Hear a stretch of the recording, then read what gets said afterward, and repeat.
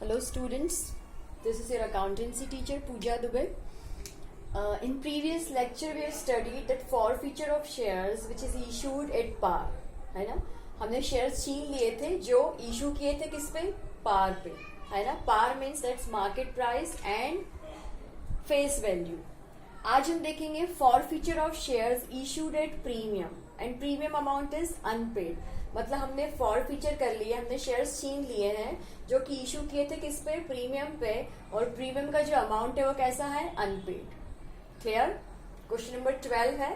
Question देखिए, B limited issued 10,000 shares ₹10 each at 10% premium, है ना. ₹2 on application, ₹3 on allotment including premium. Premium है कितने का, 10%. मैंने आपको सिखाया था क्या करोगे, शेयर का प्राइस लोगे और 10% प्रीमियम निकाल लोगे. कैसे करोगे, 10 इंटू 10/100 तो प्रीमियम आ जाएगा 1. हम कैलकुलेशन में देखेंगे. तो कहाँ पे थे हम, 3 ऑन अलॉटमेंट इंक्लूडिंग प्रीमियम, मतलब इस ₹3 में प्रीमियम का पैसा इंक्लूड है. ठीक है. ₹2 पर share on first call, ₹4 on share second call. Getting. अब जो केस है वो देखो नीचे, फॉरफीचर वाला. सुहानी होल्डर ऑफ 500 शेयर, एक सुहानी नाम की शेयर होल्डर है, उसके पास 500 शेयर्स है. डिड नॉट पे, उसने पे नहीं किया है. अलॉटमेंट एंड फर्स्ट कॉल, आराम से सुनना, उसने क्या नहीं पे किया है, अलॉटमेंट एंड फर्स्ट कॉल. अगर उसने अलॉटमेंट पे नहीं किया है तो उसने प्रीमियम भी पे नहीं किया है, क्योंकि अलॉटमेंट पे ही प्रीमियम देना है. ठीक है, बात समझ में आ गई. तो आज हम एंट्री सीखेंगे कि किसकी, share issued, forfeiture of share issued at premium. तो हम यहां तक आ गए थे. तो भाई इसने क्या नहीं दिया है, सुहानी ने, Suhani holder of 500 share did not pay allotment and first call. Her share were forfeited after first call. यहां तक देखो, उसके शेयर छीन लिए गए हैं फर्स्ट कॉल के बाद ही. मतलब कंपनी ने सेकंड कॉल क्या नहीं किया है, सेकंड कॉल मांगा ही नहीं है. तो आप देखेंगे कि कॉल्ड अप अमाउंट कितना होगा. मैंने आपको पहले भी सिखाया था कि कॉल्ड अप अमाउंट क्या होता है, कुछ नहीं, जितने भी इंस्टॉलमेंट कंपनी मांगती है, भले इस ₹10 का शेयर क्या किया हो, उसके शेयर की प्राइस ₹10 हो, पर आपको इंस्टॉलमेंट ऐड करके देखनी है कि कॉल्ड अप अमाउंट कितना बन रहा है. पॉइंट क्लियर है. कभी कभी कंपनी फाइनल कॉल मांगती नहीं है, फर्स्ट कॉल तक ही जाती है. सुहानी के केस में भी यही है, फर्स्ट कॉल तक ही गए हैं, सेकंड कॉल की बारी चांस आया ही नहीं है, उसके पहले ही फॉरफीटेड हो गए हैं. तो जब सुहानी के केस में हम फॉरफीचर की एंट्री करेंगे तो कॉल्ड अप अमाउंट कितना होगा. तो देखो, ₹2 एप्लीकेशन के, ₹3 अलॉटमेंट नहीं लोगे. यहाँ पे हम ₹1 अलग से दिखाएंगे प्रीमियम का, तो यहाँ पे ₹2 अलॉटमेंट के लोगे. तो 2 + 2 और 2 फर्स्ट कॉल के, तो मेरा कॉल्ड अप अमाउंट कितना हो जाएगा, 2 2 2 6. 2 + 2 + 2 6, मेरा 6 कॉल्ड अप हो जाएगा. और ₹1 जो प्रीमियम है ना, वो मैं डेबिट में दिखाऊंगी जर्नल एंट्रीज में.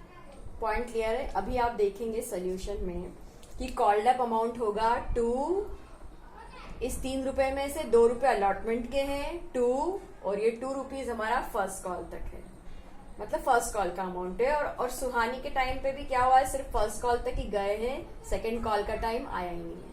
तो कॉल्ड अप अमाउंट कितना, कॉल्ड अप का मतलब कितना, कंपनी ने जितना मांगा है, भले ही ₹10 का शेयर है, पर कंपनी कितने इंस्टॉलमेंट मांगती है, उसका टोटल ही कॉल्ड अप अमाउंट होगा. You have to remember this thing. समझे. कॉल्ड अप अमाउंट कितना, तो कुछ नहीं, जो इंस्टॉलमेंट है आपको वो देखना है. तो इंस्टॉलमेंट का टोटल कितना है, वही कॉल्ड अप है. जरूरी नहीं है कंपनी की ₹10 का शेयर है तो पूरे ₹10 ही क्या मांगती है इंस्टॉलमेंट में, वो ₹10 से कम भी मांग सकती है. उसकी इच्छा होगी बाद में बाकी पैसे मांगेगी. वो ₹8 भी मांग सकती है कॉल्ड अप, वो ₹7 ही मांग सकती है. ठीक है. तो आप क्या देखोगे, आप इंस्टॉलमेंट देखोगे. क्लियर. और क्वेश्चन भी ध्यान से पढ़ोगे. लास्ट लाइन क्या है, लास्ट लाइन अंडरलाइन करने वाली है. लास्ट लाइन वो बोलते हैं कि फॉरफीटेड हो गए सुहानी के शेयर फर्स्ट कॉल पे ही. तो सेकंड कॉल यानी ₹4 का भी टाइम आया ही नहीं है, हमने उसके पहले ही छीन लिए. तो जब सुहानी के टाइम पे फॉरफीचर की एंट्री करेंगे तो जो शेयर कैपिटल डेबिट होगी उसका कॉल्ड अप अमाउंट होगा 6। क्यों? 2 रुपए एप्लीकेशन के, 2 रुपए अलॉटमेंट के, 3 रुपए इसलिए दिखाए हैं क्योंकि 1 रुपया प्रीमियम का है, तो 2 ही अभी अलॉटमेंट में हम 2 रुपए ही लेंगे, है ना। तो 2 + 2 और 2 रुपीज किसके? फर्स्ट कॉल के। 6 रुपीज कॉल्ड अप दिखाएंगे हम शेयर कैपिटल। क्लियर? तो आगे हम देखते हैं solution. So, students, this is how we are going to pass the journal entries for feature of Suhani's shares, है ना। ऊपर लिखोगे जर्नल एंट्रीज, मेरे पास स्पेस नहीं था तो मैंने नहीं लिखा है ना। डेट, पर्टिकुलर, LF, DR और CR, ठीक है। हमने जब आपको जर्नल एंट्रीज की इंट्रोडक्शन दिया था, जब मैंने आपको नोट्स भेजे थे, उसमें मैंने आपको जर्नल एंट्रीज सारे केसेस की बताई थी, ठीक है। उसमें मैंने प्रीमियम का केस ही बताया था।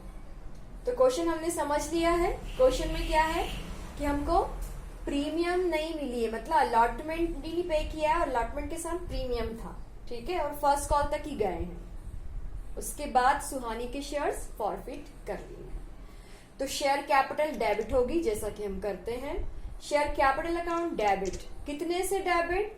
सुहानी के शेयर्स कितने थे? 500। मैंने आपको बताया था 6 कॉल्ड अप होगी। 2 रुपए एप्लीकेशन के थे, 2 रुपए अलॉटमेंट के थे, वहां पे 3 रुपए लिखे थे, पर उसमें वो 1 रुपया प्रीमियम का ऐड था, मैंने उसको अलग कर दिया प्रीमियम को। तो 2 रुपए एप्लीकेशन के, 2 रुपए अलॉटमेंट के और 2 रुपए किसके? फर्स्ट कॉल के। 2 + 2 + 2 6। 6 क्या होगी? Called up. हमेशा याद रखना, शेयर कैपिटल डेबिट किससे होगी? जितना मांगा गया है। समझ में आ गई बात? शेयर कैपिटल कितने से डेबिट होगी? जितना मांगा गया है, मतलब कंपनी के थ्रू जितना इंस्टॉलमेंट मांगा गया है उतना ही डेबिट करोगे।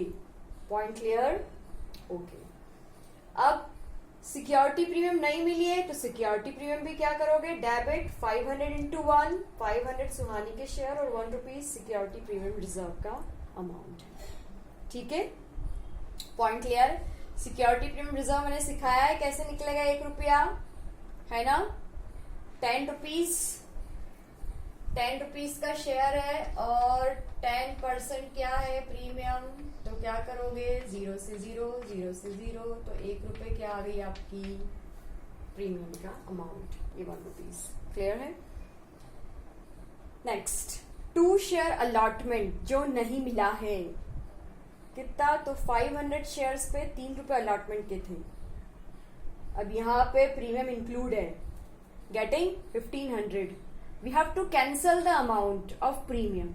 हमको प्रीमियम का अमाउंट कैंसिल करना है जो हमने पहले दिखा दिया था कि मिल गया है, ठीक है। तो एक बार डेबिट और दूसरी बार क्रेडिट, तो प्रीमियम क्या हो जाएगी? कैंसल, ठीक है। तो 2 शेयर अलॉटमेंट, और अलॉटमेंट आप 3 रुपए का इसलिए भी दिखा रहे हैं क्योंकि उसमें प्रीमियम क्या है? इंक्लूड। गेटिंग? तो 500 × 3, 500 × 2 क्या है? 2 शेयर फर्स्ट कॉल। हमने क्वेश्चन में देखा था कि फर्स्ट कॉल कितने का है? 2 रुपीज का। तो 500 सुहानी के शेयर, 2 रुपीज फर्स्ट कॉल के, 1000। फिर मैंने आपको सिखाया था कि फॉरफीटेड अकाउंट में या फॉर फीचर अकाउंट में क्या जाएगा? वो पैसा जो शेयर होल्डर पे कर चुका है। मतलब सुहानी ने क्या पे कर दिया था? एप्लीकेशन तो पे कर दी थी।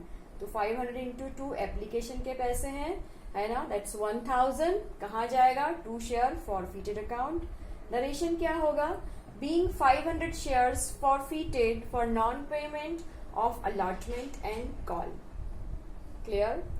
यहाँ पे नरेशन को आगे भी बढ़ा सकते हो। कैसे? 6 रुपीज कॉल्ड अप, है ना। आगे ये भी लिख सकते हो कि 6 रुपीज क्या थे? Called up.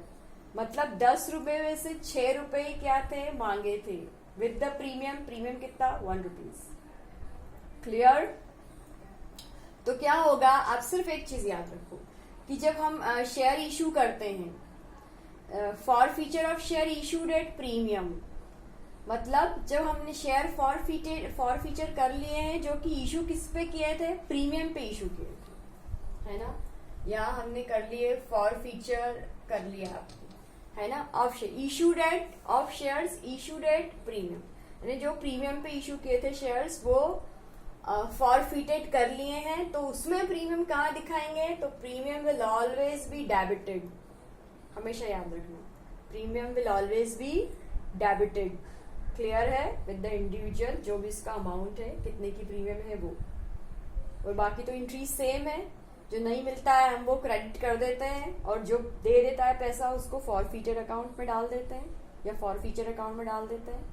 ठीक है, नरेशन वही है, 500 shares for non payment allotment and call forfeited हो गए। ठीक है, hope you understand. Thank you.